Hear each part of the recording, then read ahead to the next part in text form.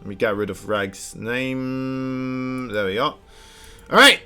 Oh, Blemo. We are settled. In the top right side, we got ourselves a red Terran player. Fighting for the Afrika Freaks, he is TY. Bottom left side is blue opponent. Teamless, but also a Terran. BYUN. I always thought BYUN was going to get picked up by the Afrika Freaks, but alas, not the case just quite yet. Alas, I don't know. Alas is like a girl, right? Alas. Oh, anyway. Like the Scottish terminology. If I'm not mistaken. Proxy 2 Rex coming up here for BYUN. Could be interesting.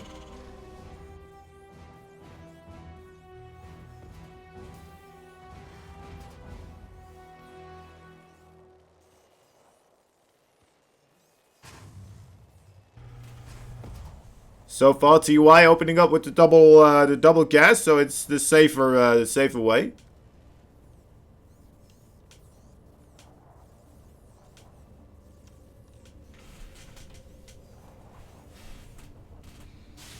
Should get that factory sorted as soon as possible.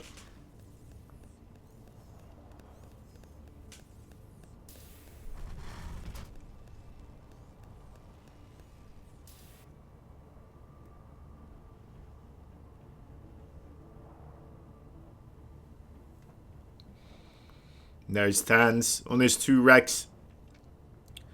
Factories on the way. The 1 Reaper for TY here as well. Have a bit of an intermingling, perhaps. Perhaps only when the 2nd Reaper is there. Alright, there we go. That's the first sign. Okay. TY knows. He knows he's in. He could be in quite a bit of potential difficulty. Pulling the SCVs already to the cliff. That's a good thing. Up goes BYUN. First attempt at aggression, kind of pushed backwards there by TY so far. BYUN trying to do a bit of nice micro here, trying to get the Reaper, does manage to get it, and just, oh my god, how did he keep his own Reapers alive? That is BYUN magic right there. That is something miraculous. I'm not sure how he does it sometimes, but when he does, whoa, oh my. Look at that micro, Are you bloody kidding me? Now, he might still lose 2 here because the Hellion arrived. Okay, he should have lost 2 there. Bit of a misfire from TY, unfortunately. But yeah, with that Hellion now being here, this becomes much more difficult for the Reapers, of course. The Hellion a little bit quicker, and will stay on its tail. You can't kite the Hellion, as they say. You can kite against most other things, even a little bit against an enemy Reaper. But the Hellion is where you cross the line. Same with Cyclones. Cyclones, well, they just lock onto you and then you're dead anyway. But oh well. Seeing the natural base for BYUN, of course, being built on the low ground. TY's on the high ground, even though that one is a lot quicker. It was made a lot more soon. A lot sooner. And yeah, with the openings concerned, I would give TY a slight advantage here, just because he did have the pretty good opening against the Reapers, right? Even with BYUN being able to pull off some crazy micro there, I mean, it needs to do economic damage, really. At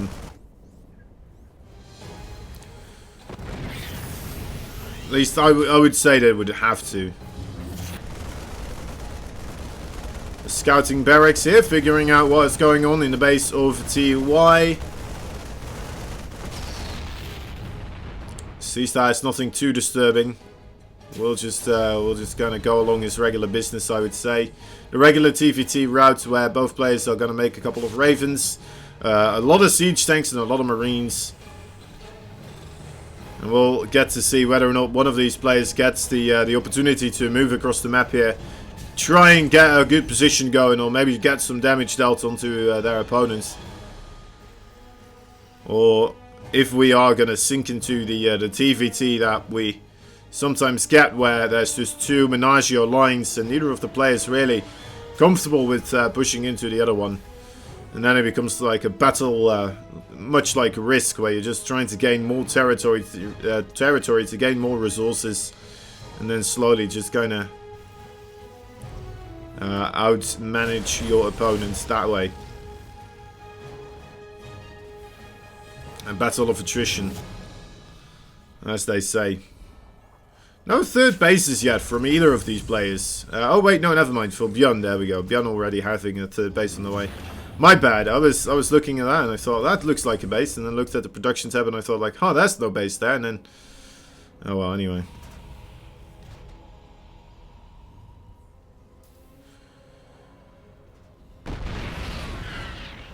Little unfortunate run into the siege tank there. TY trying to get a scout going.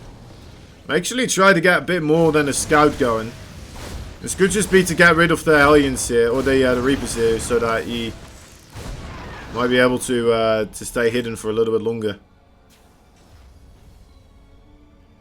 TY doesn't know about the third base timing of BYUN. But then again, BYUN doesn't know about TY not having a third base. And not having that third base here could mean, of course, a big enough army supply lead for TY to really push his advantage. He just doesn't really want these Reapers to get the intel as quickly as they would. Okay, yeah, still kind of struggling here.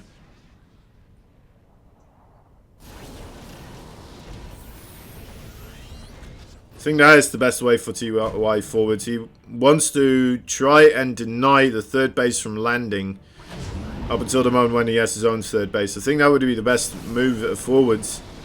But it's going to be a rough one, since BYUN already in position here with his own siege tanks. Getting a really good volley here straight off the bat. The two siege tanks of TY already looking broken and battered. One of them getting battered, actually. Not just looking it anymore. And BYUN also being able to multitask here with his drop. Oh, a big drop from TY as well, though, to be fair. Getting retaliated immediately. Let's see if he loses as many workers to pull away from the SCVs of the red ones. A little bit cleaner, it would appear. Combat shields, that would be a big pick-off as well. Might go down. Okay, doesn't quite. Doesn't quite commit to the combat shield cancellation.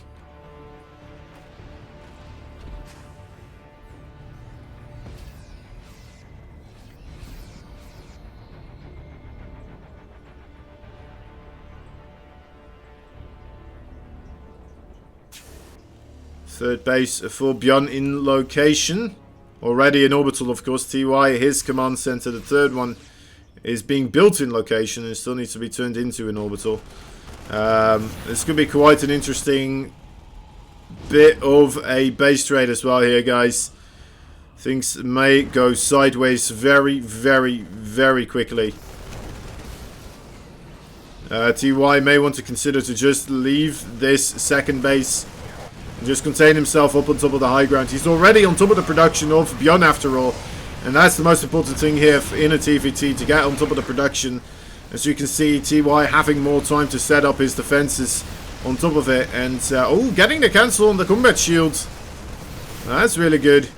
So, yeah, no more reinforcements coming in here for BYUN, but TY still being able to squeeze out another siege tank, make more Marines, get a couple of Vikings involved. I like the fact that he's keeping the minimal amount of units on top of that siege tank to get the friendly fire as well. Oh, almost getting the Raven.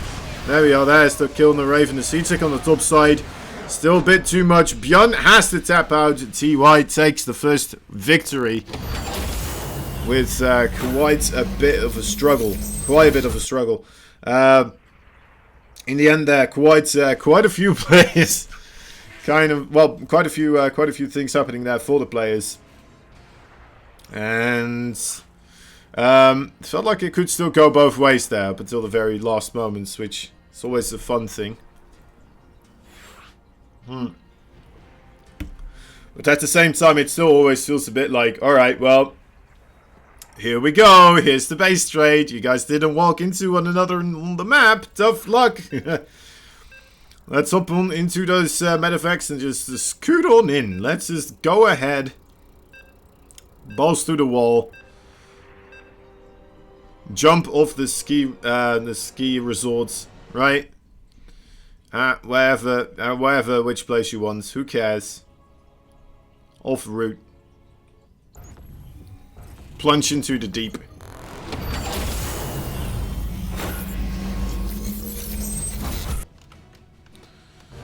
Okay, top right side, there's a blue Terran player fighting for no man but himself. He is BYUN. Bottom left side, the red Terran player fighting for the Afrika Freaks. He is TY.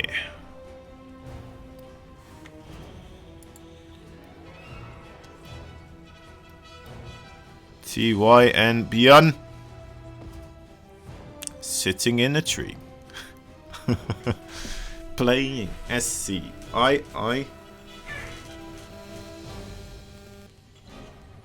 We. No, didn't get that. Barracks, refinery, second refinery. All right. 2 refineries here as well. Okay. Lovely.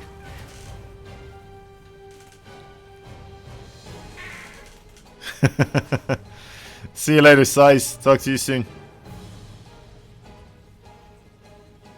Sitting in a tree. Base trading in a TVT. You know, that would be good. That would have been good. Ah, it's a nice one.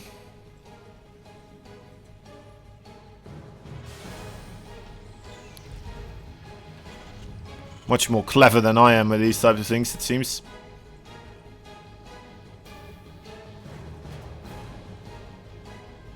Fighting continues on as the players realize that their opponent is still alive. Still a long road ahead, most likely here. It's both players opening up with a safe play.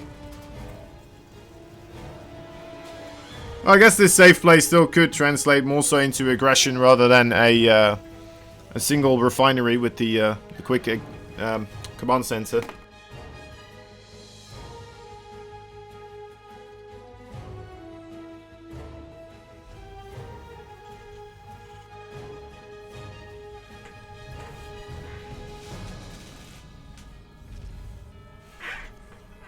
There are the command centers being constructed right now.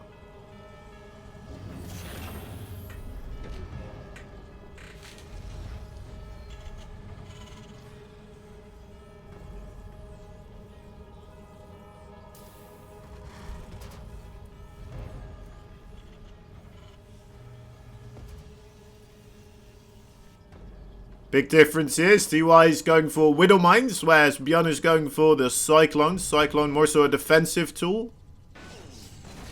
Widow Mine, I suppose, also can be utilized as defensive, but I mean, we all know what they do to mineral lines, so you may as well use them for that, right? That's how I look at it.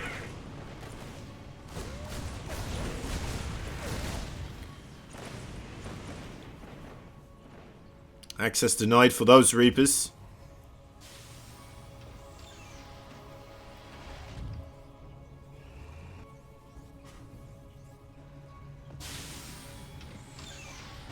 Reapers jumping into the enemy base, always just like that. Sometimes, at least, when they immediately get shot, someone has the feeling of like going into the wrong bathroom and then getting yelled at accidentally, you know, and then just turning around immediately and then... Oh, and then you just go away again. Kind of what it feels like sometimes. If you say it doesn't feel like that, well then, you know what, guess we have different feelings. TY and BYUN. They're still kind of doing the same thing here, aren't they? I mean, there's some slight differences, but overall, in the grand scheme of things, they are both just prepping for the regular TVT kind of army composition. And yeah, things we're looking out for right now is when that third base is being constructed. Who's going to try to take the initial step forward in the economy game, and whether or not the opponent is going to be in a position then to punish this. So far, I don't think either of these players will be in a position to punish the opponent from getting themselves a bit of an extra base, but maybe I would be wrong. Siege tank wasn't in position just quite yet, so these Cyclones are managing to get quite a bit of value.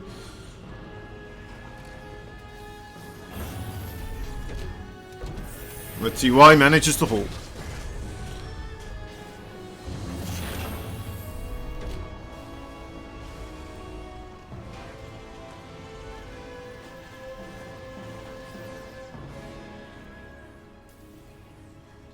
Yes, that is finally that third base. Once again, BYUN being the player a little bit quicker on the third base. Now, I do prefer the Terrans to be a bit more proactive with the third base rather than reactive, but TY, I mean, he really does know his TVT, so maybe I'll have to look into that a little bit more. TY, the player here, consistently just kind of... Well, I say consistently. It's been 2 games, to be fair, but... Still, again, not going for that quicker third base here. Wants to make it on location. Maybe that's the reason. Maybe he wants to ensure that he has enough kind of units overall to defend these locations like this. Oh, big attack. Coming in on the top left side, there's a bunch of BYUN coming on through. Siege tanks for TY having a rough time to cover that left flank where that base is being constructed. That's going to have to be cancelled. And that's the danger of trying to do something like this. TY scrambling to try and set up a defense here on top of the high ground. A good bit of interference matrix, and we'll be able to target down the other siege tank as well without taking too much damage of his own.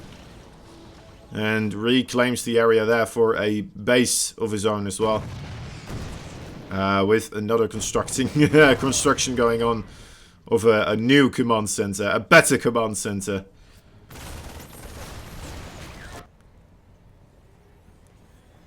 Harassment from BYUN though coming in. TY kind of forgetting that was there, I suppose. Maybe for a short brief moment, maybe anticipating it going away somewhere else, or... Well, this is a big drop. This is a massive drop. There's also a drop in the base of TY. There is a siege tank in position. And that Widow Mine still as well. Never got aggressive with the Widow Mine. It is a defensive Widow Mine. It's doing great stuff as well. And TY gets the heck out of there. 16 workers killed off just like that. Not a bad trade. Not a bad trade indeed.